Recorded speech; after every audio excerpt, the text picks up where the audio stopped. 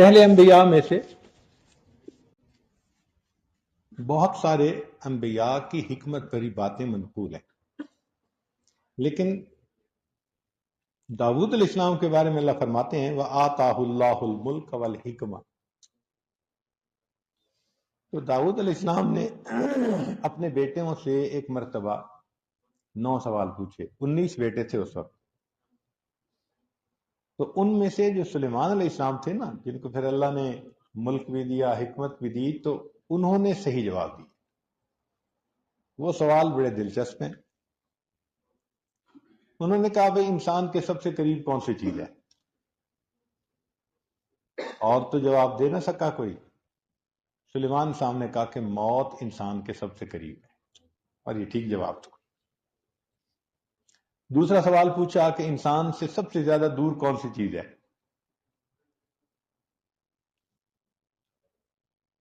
تو اوروں نے تو مختلف جواب دیے۔ سلیمان علیہ السلام نے کہا کہ جو وقت گزر چکا وہ انسان سے بہت دور ہے، اس لیے کہ وہ لوٹ کے نہیں آ سکتا۔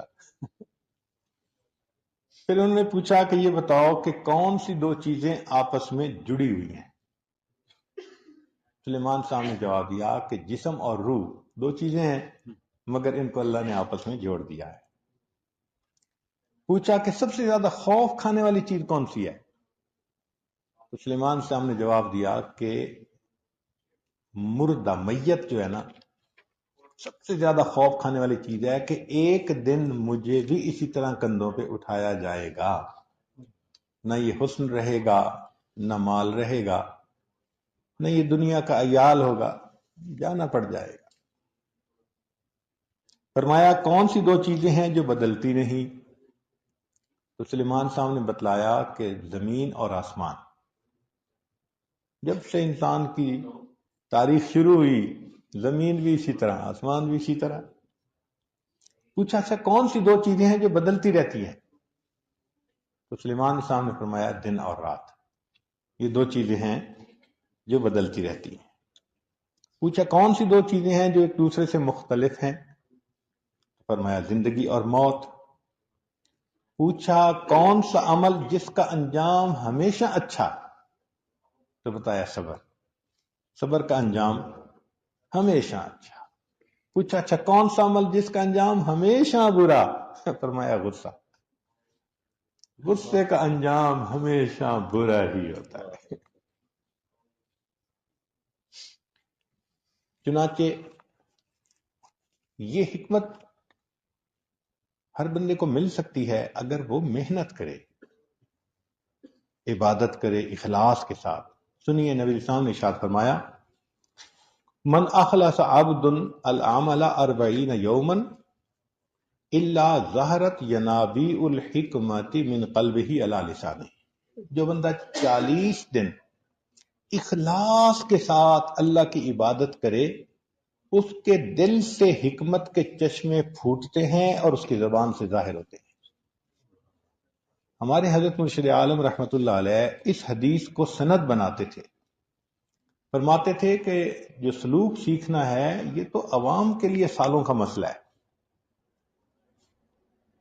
یہ سبزی بیچنے والا، یہ گوشت بیچنے والا، یہ کپڑا بیچنے والا، جن کے یہ کام ہے نا، ان کے لیے سالوں کے مسئلے ہیں۔ فرماتے تھے علماء کے لیے نہیں ہے، وہ تو پہلے ہی 8 سے 10 سال مدرسے میں لگا چکے ہوتے ہیں۔ تو جو پہلے 8 سے 10 سال لگا چکے، اب ان کے لیے معرفت کا پانا، فرمایا یہ سالوں کے مسئلے نہیں ہوتے۔ فرمایا کرتے تھے کوئی عالم آئے اور میری صحبت میں 40 دن رہے، اس کا دل نہ بدلے میرا نام بدل دینا۔ یہ فرماتے تھے کہ کوئی بھی عالم آئے اور میرے ساتھ 40 دن رہے، اگر اس کا دل نہ بدلے تو تم میرا نام بدل کے رکھ لینا۔ اور وہ حدیث میں، یہ حدیث مبارکہ سند میں پیش فرماتے تھے، یعنی بات قوی تھی۔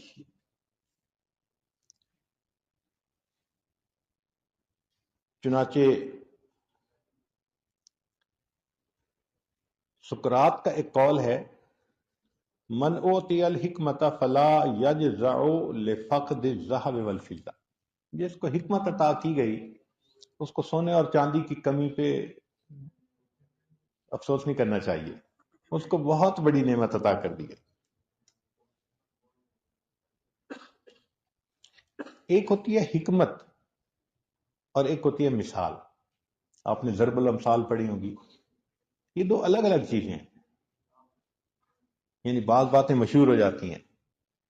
فرق کیا ہے کہ کلو حکمت ان مثل ولیس کلو مثل حکمہ. ہر حکمت وہ مثال تو ہوتی ہے لیکن ہر مثال حکمت نہیں ہوتی. عام باتیں بھی مشہور ہو جاتی ہیں. اب نبی علیہ الصلوۃ والسلام کی صحبت پانے والے جو حضرات تھے انہوں نے یہ حکمت کی باتیں نبی علیہ السلام سے سیکھیں، پھر انہوں نے آگے بھی پہنچائیں. ان کی زبان سے بھی یہ حکمت کی باتیں جاری ہوئی. کہتے ہیں کہ استاد کی عظمت دیکھنی ہو تو شاگردوں کو دیکھو، شاگردوں سے استاد کا مقام پہچانا جاتا ہے.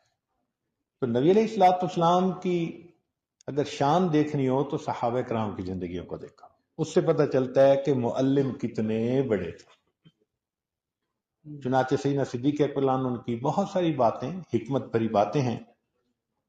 ایک بات جو کہ ہمارے سلسلے کے مشائخ میں سے ہیں تو فرماتے تھے سبحان من لم یجعل لخلقہ سبیلا الی معرفتہ الا بالعجز عن معرفت. پاک ہے وہ ذات جس نے اپنے تک پہنچنے کے لیے عجز کے سوا کوئی دوسرا راستہ ہی نہیں بنایا. جو اللہ تعالیٰ تک پہنچنا چاہتا ہے اسے عاجزی اختیار کرنی، اسے جھکنا پڑے گا. جھکے بغیر کوئی اللہ تعالیٰ تک نہیں پہنچ سکتا. سوچئے اس سے اللہ کی کتنی عظمت بیان ہوتی ہے.